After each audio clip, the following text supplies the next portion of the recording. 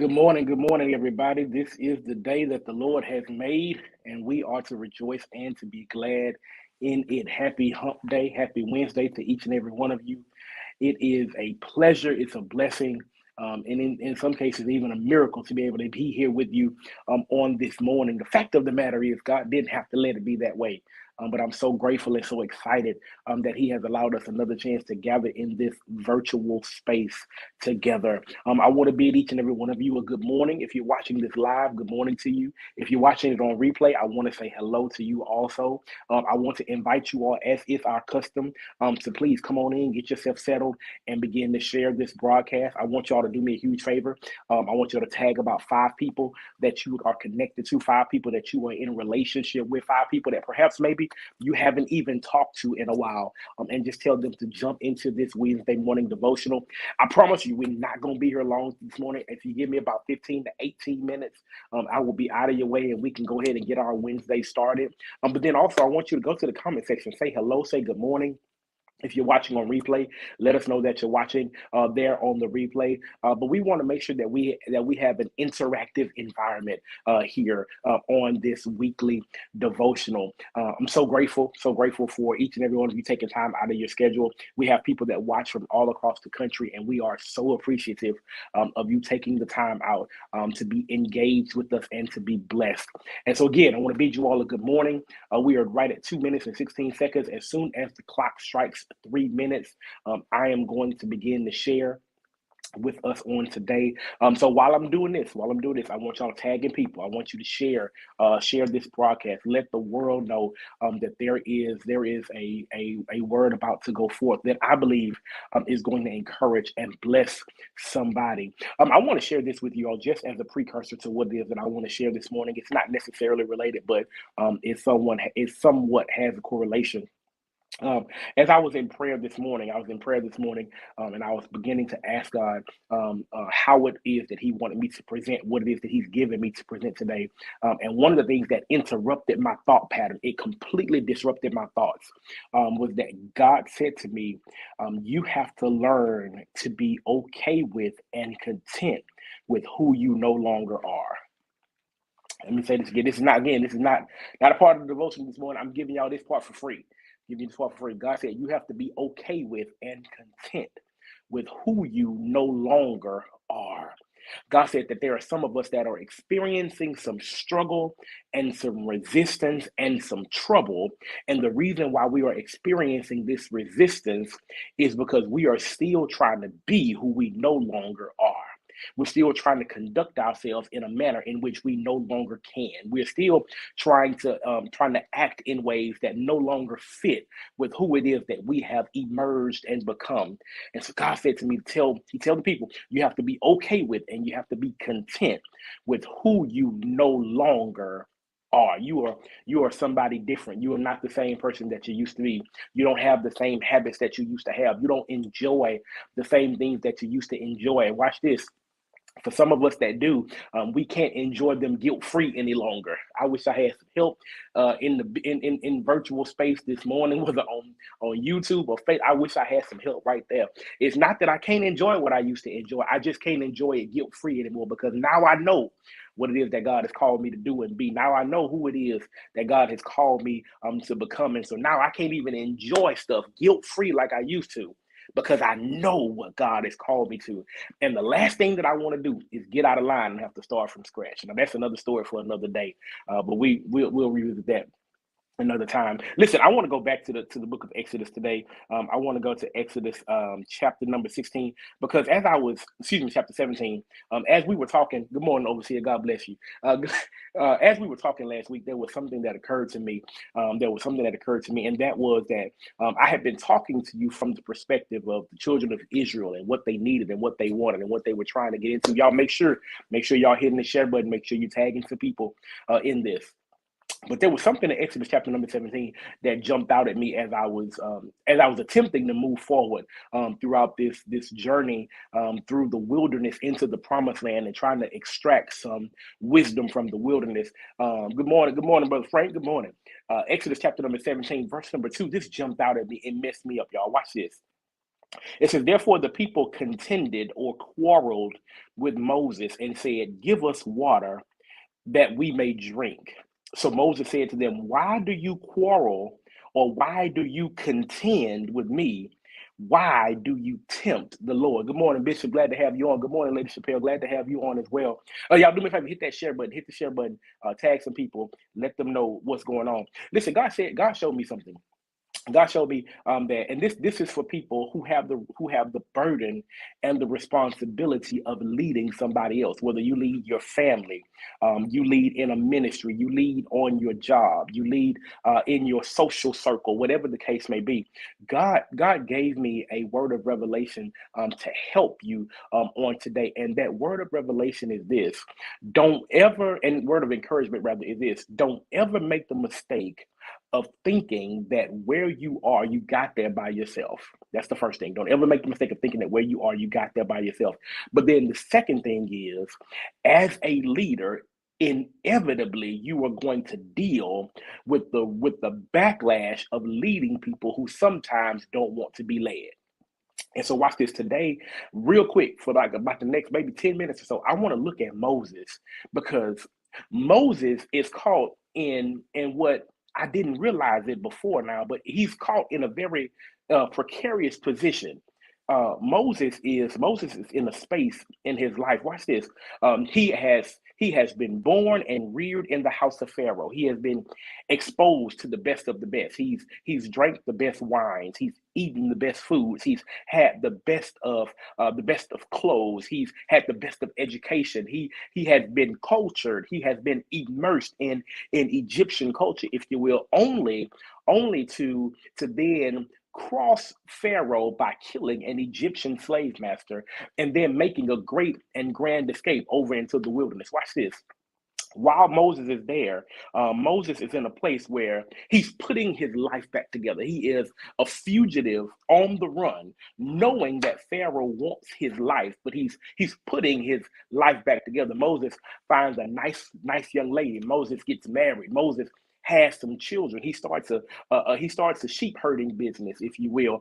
He begins to care for his flocks, and all the while, he is attempting to do whatever it is that he can to put his past behind him, never to return to it again. He has settled in where he is on the backside of the desert. He has settled in to this new life. He settled in to this new role. He settled into this new mode of thinking.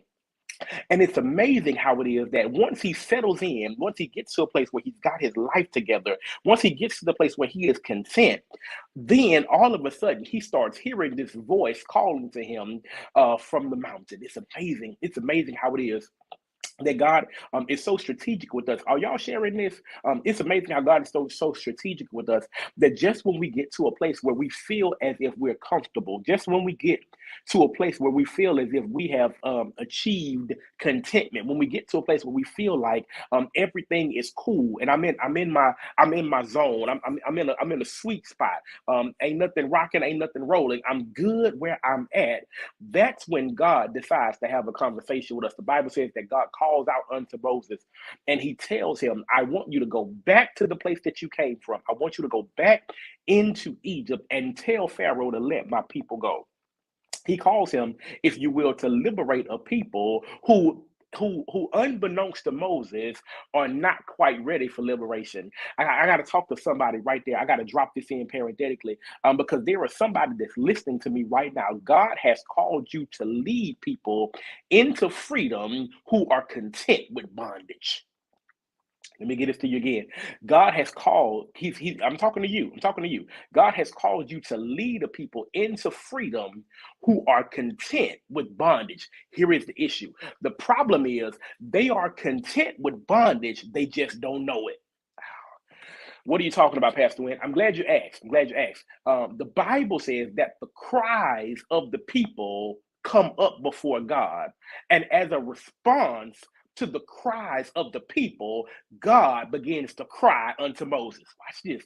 When God begins to cry unto Moses, he tells Moses, I'm sending you to set free a people who have complained about their bondage. The only problem is when you set them free, they complain then about their freedom.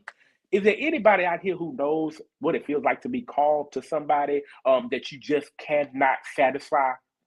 Good, bad, or indifferent. It doesn't matter. Doesn't matter whether they're in bondage, they're not content. Doesn't matter whether they're free, they're not content. They always seem to have an issue about everything. Watch this. And so God dropped something in my spirit when I was looking here in Exodus chapter 17. Moses says, Moses is sick. He's sick of their stuff.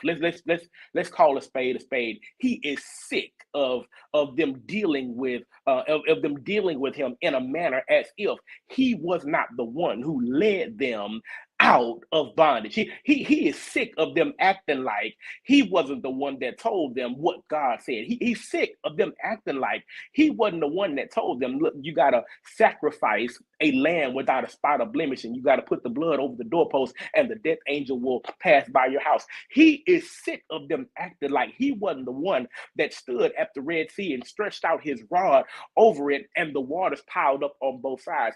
He is sick of them acting like he is not the one who made sure that Pharaoh's army drowned in the Red Sea behind them when they had crossed on dry land.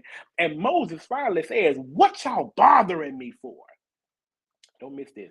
They are complaining. They are complaining. Just a chapter. We talked about this last week. Just one chapter ago, they were complaining that they didn't have food to eat, although they had herds and flocks and cattle. They were complaining that they didn't have food, and now they are complaining that they don't have water. And the Bible says that Moses finally asks, "Why are you quarreling with me? What is your real issue? And then why is it that you test God?" Let me give this. This is to a leader out there who I believe needs to hear this. God gave this to me to tell you, don't let the pressure of criticism cause you to forget how you got where you are. Let me get that to you again. Don't let the pressure of criticism cause you to forget how you got to where you are.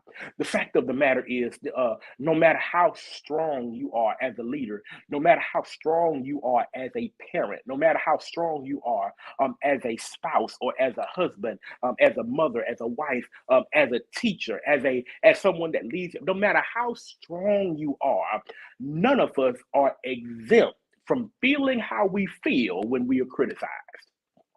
I have something that I would always tell the people that God has allowed me and blessed me to be able to pastor, and that is you can question my method, but don't ever question my heart. Don't ever question my heart. You can question why I did something the way I did it, but don't ever question what it is that I did, because what it is that I've done has come directly from the mouth and the heart of God. It's what God called me for. Watch this. It's getting ready to get real good right here. And so you can question my how, but don't ever question my why, because my why is what it is that God said to do. Now watch this. Here it is. Moses is now in a real tight spot. This is why Moses is in a tight spot. Moses is in a tight spot because he had just got to the place where he was cool. He had just got to the place where he was content. He had just got to the place where everything around him was starting to calm down. He had just got to the place where he had almost forgotten that he was a criminal on the run from Pharaoh. And watch what happens.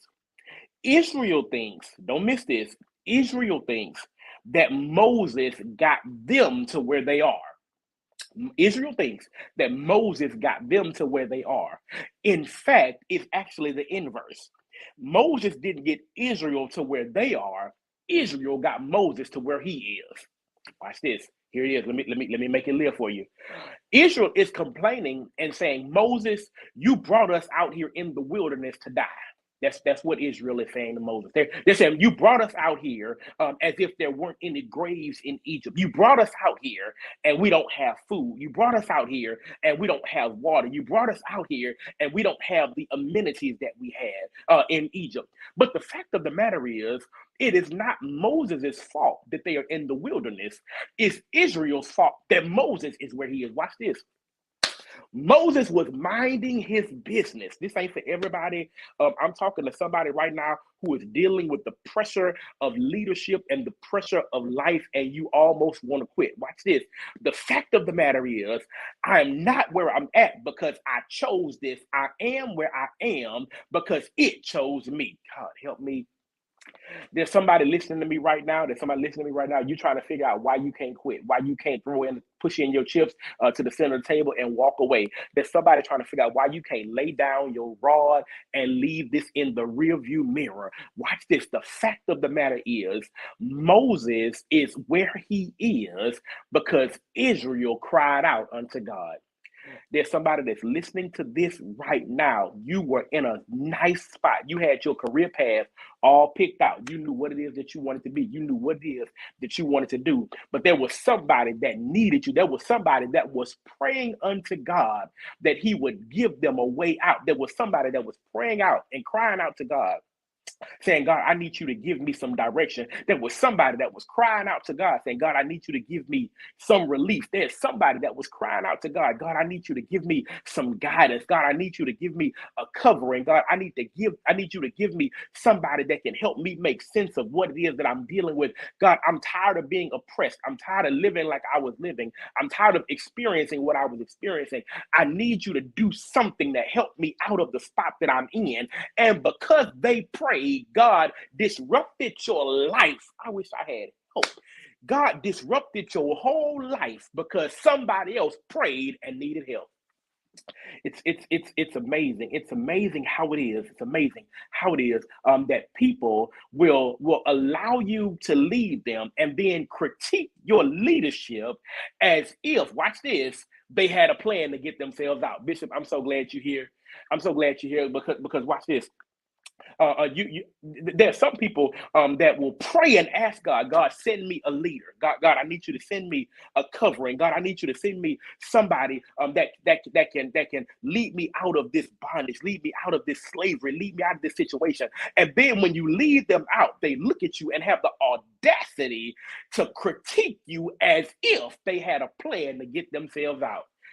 If you could have got yourself out, God didn't have to interrupt me where I was. If you could have did this on your own, God could have left me where I was. If you could have made a way of escape for yourself, God could have left me in Midian with my wife and my children. If you could have did this on your own, I could have went ahead and been what it is that I always wanted to be and what it is that I always prayed to be. But because you had the audacity to cry out unto God and say you want something different, God interrupted my life. He snatched me away from what it is that I was doing and who it is that I was becoming and where it is that I was comfortable. And he put me face to face with the man that wanted me dead. He pulled me away from where I was and he put me back in the situation that I ran like hell to get out of. He snatched me away from where I was and put me in a place where I got to stand toe to toe with the leader of a nation. He pulled me away from where I was and put me in a spot where I had to trust him even when I couldn't see him or trace him. I wish I was talking to somebody this morning that understands what it feels like to be snatched away from where you are and what you're doing simply because somebody else prayed about it. When I need you to understand that you as a leader, you as a person that has been called by God, you as a person who has had your life interrupted by what it is that God has designed and desired, I need you to understand that when things are not going according to the plan, the first thing that people want to do is criticize the planner. I need you to understand that. And I'm almost done. I'm almost done. I need you to understand that when things are not going according to the plan, the first thing that people do is critique and criticize the planner. Hear this, hear this. And I share that with you because I need you to understand that criticism is par for the course. Criticism, it comes with the territory. Criticism is part of what it is that you signed up for. But the fact of the matter is, I need you to get to a place where you are able to lead while ignoring the criticism. Here is why. Here is why. Because criticism, if you're not careful, will make you rethink what you know you heard God say. I'm talking to somebody. Listen, you can pray like Paul, and you can sing like Silas, and you can preach like John. But I don't care who or what you got going on. You are human, just like everybody else. And the more criticism you receive, the more apt you are to rethink what you know you heard God say. And I'm here today to tell you. Watch this. This I hope this blesses somebody. The voices of the critics are always going to be louder than the voices of the supporters. You got to lead anyway. You got to lead anyway. You got to lead anyway. The voices of the critics are always going to be louder than the voices of the supporters. You have got to lead anyway. This is the reason why. Because people are depending on you to get them where God ordained them to be. I'm talking to a mother out there that you fed up with your child. They it's like they can't get right. The more you pray, the more you cry, the more you fast, the more you try to love on them, the more you try to provide for them, the more you try to do what's necessary, the more they feel like they want to do what they want to do. I'm talking to a father out there who's getting up, hitting it every day, and it seems like the harder you work, the less you have. I'm talking to a pastor out there. It seems like the more you pray and the more you preach, the less people are interested, and the more people want to look at your job and feel like they can do it as well. I'm talking to somebody out there who is struggling with the weight and the burden of leadership. I want you to understand that the voice of the critics is always going to be louder than the voice of the supporters. But guess what? You got to lead anyway. You got to lead anyway because you are not accountable to the critics. You are accountable to the creator. I wish I had somebody that could put that. I need you to drop that. I need you to drop that in the comments real quick. You are not accountable to the critics. You are accountable to the creator. You have got to work. Watch this. As unto the Lord. You're not working for the people criticizing you.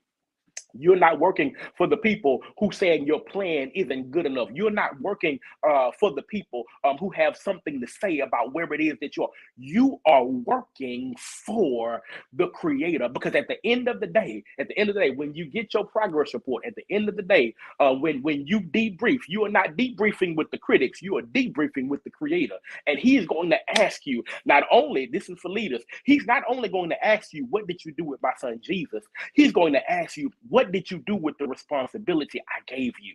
What did you do with the people that I told you to lead? Did you listen to the voice of the critics, or did you follow the plan of the creator?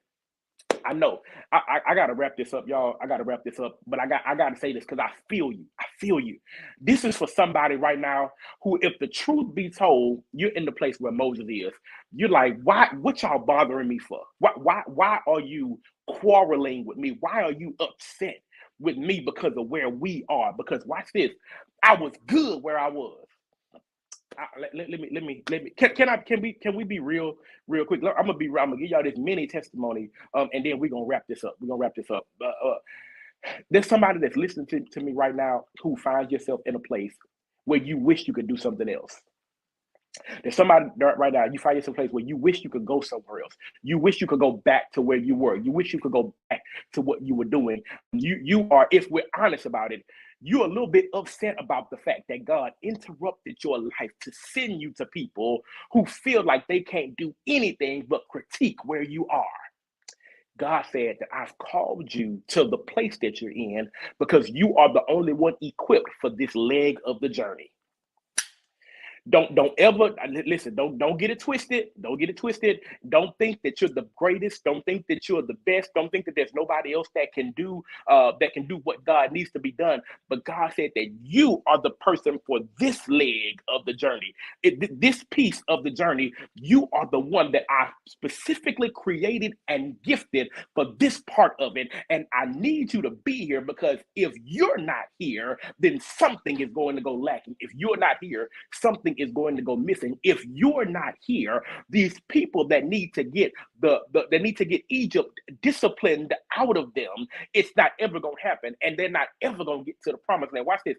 Joshua can only lead the people around Jericho if Moses leads the people to Jericho. Watch this. I'm done.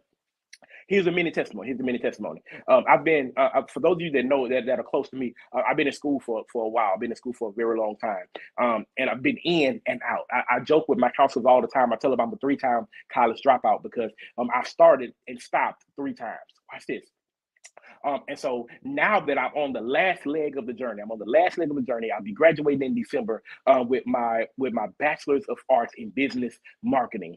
Graduating in December, and a couple of months ago, I was having a conversation with my wife, and I was saying to her, I said, I can't believe it's taken me this long to get a 4-year degree. Watch this. Thank you so much. Thank you so much, Latrina. I said, I cannot believe it's taken me this long to get a 4-year degree. Thank you, Keisha. I appreciate you. And so as we're having this conversation, she says to me, she says something that messed me up. She says, "You're exactly where you're supposed to be, and you're where you're supposed to be at the exact time that you're supposed to be there. So don't trip about the fact that it took you so long. When it's not that you're dumb, it's not that you're stupid, it's not that you couldn't do it. That's just the way life played out." And I said, "You're right. You're absolutely right." Went to bed that night, got up the next day, and God dropped the revelation on me as soon as I opened my eyes. Watch this. God said to me, "The reason why I had to delay your arrival at the finish line is because had I not delayed your arrival at the finish line, if you had gotten this degree before now, you would not have finished what it is that I told you to do." I said, "God, you got to make that live for me because I don't understand." God said, "If I had gave you this degree before now, you would have took a job somewhere that I didn't tell you to take one at. If I had gave you this degree before now, you would have took a path that I didn't call you to be on. If I had gave you this degree before now, you wouldn't have been resolved in the fact that I called you to lead people, not lead a marketing executive, a marketing firm. If you had gotten this degree before now, you wouldn't have been settled in the fact that I called you to be a builder of people and not a builder of businesses. If you had gotten the degree before now, you were not resolved in the fact that I called you to lead people unto me, not lead people to the cash register." And so I couldn't understand it at the time, but God helped me to understand that even though I didn't like the time span, even though I didn't like the time frame, I didn't like the fact that I was torn away from what I wanted to do, and I was torn away from where I wanted to be, and I was torn away from the life that I had planned for myself. I didn't like it. And I said, on top of all that, God, you take me away from this to send me to a people who show up when they get ready and who don't show up when they get ready. You send me to a people who can sit back and critique and complain about everything that's done, but never has any suggestions about how we need to get to where it is that we're going. I don't know who it is that I'm talking to today, but God said, "Don't you dare despise my assignment or my timing, because my assignment and my timing will cause you to land in the spot that I told you to be in at the time I told you to be there." I'm done. I got to wrap this up. But before I go, I need you to know, again, this is for leaders. It doesn't matter what you're leading. It doesn't matter where you're leading. It doesn't matter if you're leading in your family, if you're leading on your job, if you're leading at your home, if you're leading in a church, whatever the case may be. I know that it can be frustrating at times that God has ripped you away from your initial plan. I know that it can be frustrating that God has ripped you away from your comfort zone. I know that it can be frustrating that God ripped you away from the place in which you found safety and contentment. But I am here today to tell you that greatness is never found in your comfort zone. Greatness is found when you are on purpose and on your assignment. And I know some of you are saying, "I would have been good not being great." No, you wouldn't, because God has innately put something in you that causes you to rise to the top no matter where you are. I hear you. You saying, "I could have lived without all of this." No, you couldn't have, because God has put something in you that triggers you to always want to be the lead and always want to be on top. And people all your life been calling you bossy. It's not that you bossy. God just put something in you that makes other people follow you. People have been talking about you all your life, saying you like to talk a lot. No, God gave you a word that other people want to listen to. I'm here today to tell you that the voices of the critics are always going to be louder than the voices of the supporters. You've just got to get to the place where you understand that you are not working for the critics. You are working for the Creator. You are not accountable to the critics. You are accountable to the Creator. You are not accountable to the people that are looking at you and don't understand. You are accountable to the man, to the one, the only one that knew where you would be before the foundation of the world was laid. So watch this. Every hardship, the Creator knew about it. Every issue, the Creator knew about it. Every criticism, the Creator knew about it. Every hard time, the Creator knew about it. Every Red Sea you've got to cross, the Creator knew about it. Every Pharaoh that wanted you dead, the Creator knew about it. And He has specifically and strategically put you in a place where you will be able to overcome it. I pray that you've been blessed. I'm done. I'm out of time. Thank y'all so much for taking time to be on the devotional this morning. I want you to know I appreciate you. I appreciate you. I don't take it lightly or for granted that you've taken time to be with us today. To those of you that are watching on the replay, thank you as well. I appreciate you. I want you to know we're going to get to where it is that God wants us to be. I know that right now we're feeling a weight. I feel it. I feel it in the Holy Spirit. It's not just with me. It's not just with my friends. It's with some of you as well. There is a pulling, if you will. There is a weight that we feel. There is a burden that we are feeling because of the leadership position that God has called us to and created us to be in. But I need you to understand that though you feel that weight, though you feel that burden, though you feel that pulling and that pressure, I need you to understand and I need you to know that God has it under control and you're going to get to the place that He called you to be in. So I appreciate you. I love you. Listen, I'm done. Before I do, I want to invite each and every one of you. I want to invite you on May the 30th, on May 30th. May 30th, I am starting a 5-week journey, through the book I've Got Five on it. That is the book that I wrote about prayer. We are examining the 5 key areas or the 5 key pillars that influence our time in prayer. Listen, I'm going to be walking it through. I'm going to be walking through it with us. And I'm going to be helping us to develop not only a prayer schedule, but a prayer time. I'm going to be helping you to develop specific different ways that you can orchestrate your prayer time. I'm going to be walking through different confessions and helping you to formulate your own personal confessions. And so listen, if you would, I need you to go to www.adrianwynn.co, and register for the 5-week course that we're going to be doing. It's going to be flexible, but you're going to get all of the information that you need. It is going to bless your life in a tremendous fashion. If by chance you would like to sow into the word that you received on today, you can do that. The Cash App information is on the screen. I want you to know that we appreciate each and every gift that's given on every single week. We thank you. We love you. We appreciate you respecting what it is that God has put in me to give to each and every one of you. And I want you to know I appreciate you and I love you. Listen, I'm out of time. I got to get to work, but I want y'all to know that the critics' voices are always louder than the supporters, but you're not working for them. You're working for the Creator. Until we get a chance to chop it up again, I love y'all. I'm praying for y'all. I can't wait to see you all again. Can't wait to see y'all again. Y'all be blessed. I love y'all. Y'all be good.